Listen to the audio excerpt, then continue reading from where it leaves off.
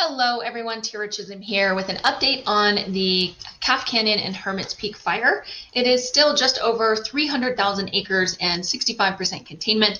And what I want to share with you today is some things that I've learned that is really a silver lining, if you will, and that is the future protection against fires. So I want to show you these fire lines that are being constructed near our communities. There are two lines that are each about 25 miles long, and this vertical line runs north-south just west of Angel Fire and Black Lake, and the lateral line runs east-west from 434 in Black Lake all the way to the 518 just north of Sipapu ski area.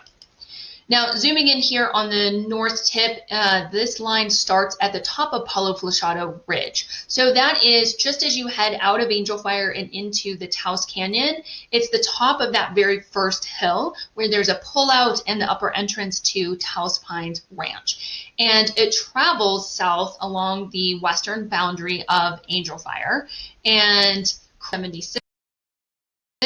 And ends up here at the Luna Fire Scar and the Mora County line. Now, the lateral line starts at the bottom of Forest Road 76, just past the private property, and it runs about 15 miles or so up 76 before it takes a turn to the west and cuts on top of this ridge. So this lateral line is just south and parallel of US 64, as well as the very popular South Boundary Trail, both of which connect Angel Fire to Taos. Now, I had the opportunity to see some of the work on 76 and learn from a dozer operator who's been working on this fire for almost a couple of months straight. By the way, please don't go up 76. It is closed to the public. This was a special case scenario, and I want to share with you what I learned. So, first of all, our forest is incredibly thick with dead and down trees, more than what this firefighter had been seeing on many other fires. And these dozer line fuel breaks are to slow or stop the fire, as well as give the firefighters a safe place to fight the fire should they need to. Now, these lines are over 15 miles north of the fire, so it's likely that the fire is not going to reach these fire lines, but they're still building them. And that's the silver lining, because they're doing it for future protection of these communities in case of future fires. So they start with the dozer, and they clear a path through the forest or using a road, and that allows the other equipment to get in there and thin the trees.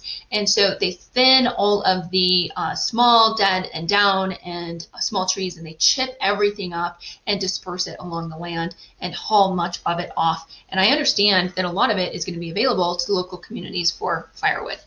And the goal is to get it from this overgrown, unhealthy forest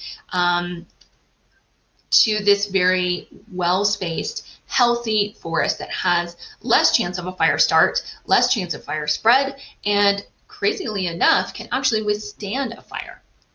So here are some of the progress images around the Forest Road 76 and some things that I learned, which are that the fire can be very healthy for forest as long as it doesn't burn so hot that it decimates the forest and sterilizes the soil. And that's the bad fuel and excess fuel on these fire lines, is that it thins out the fuel enough that it won't burn so hot should it ever get here.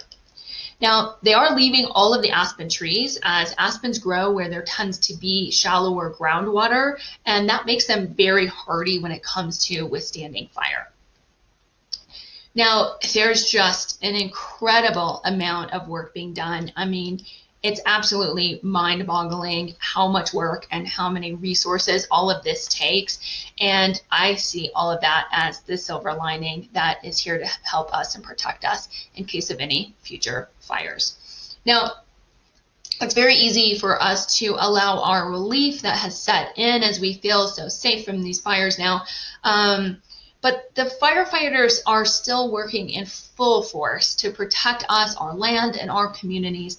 And our neighbors to the south are still experiencing incredible hardship.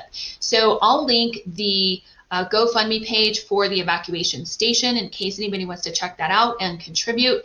And lastly, I was reminded yet again of the dedication and passion and care of these firefighters, as well as the really tough working conditions.